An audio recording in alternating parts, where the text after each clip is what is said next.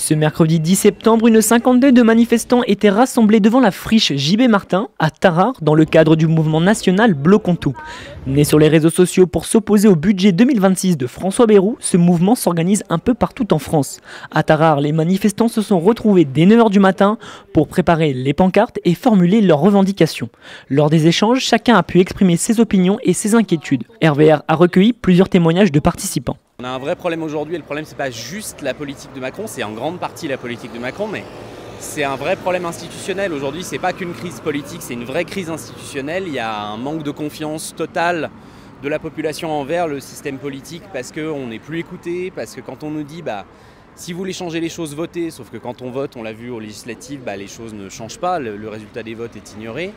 On dit manifester calmement, mais même quand on manifeste calmement, on se fait taper dessus par la police qui est de plus en plus répressive.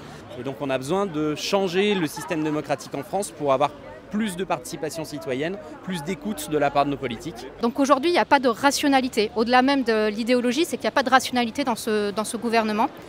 Donc c'est pour ça que moi je suis ici aujourd'hui.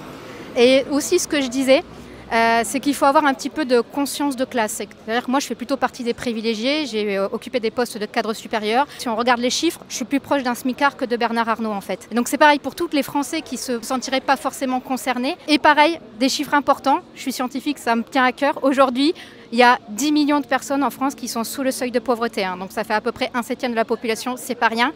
47% du PIB, donc 47% de la richesse, trustée par 500 familles.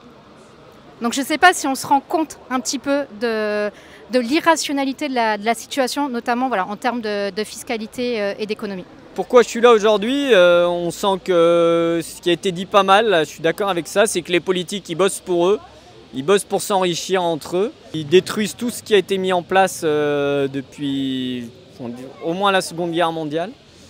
Il y a des belles choses qui ont été faites, des choses moins bonnes aussi, et ils vont plutôt accélérer tout ce qui détruit la planète et les services sociaux et l'aide sociale, enfin le social, l'humain, en tout cas les rapports humains, que plutôt d'aller de l'avant. Ma mère est précaire et travaille beaucoup pour beaucoup trop peu d'argent. Vu qu'elle ne peut pas se permettre de quitter le travail pour venir, je suis là à sa place, je suis en son nom. Après cette prise de parole collective, les manifestants se sont répartis en plusieurs groupes pour partager leurs idées et leurs propositions pour l'avenir. Le rassemblement s'est déroulé dans le calme, sous la surveillance de 3 gendarmes. Pour plus d'actualités, rendez-vous sur notre site internet rvrradio.fr.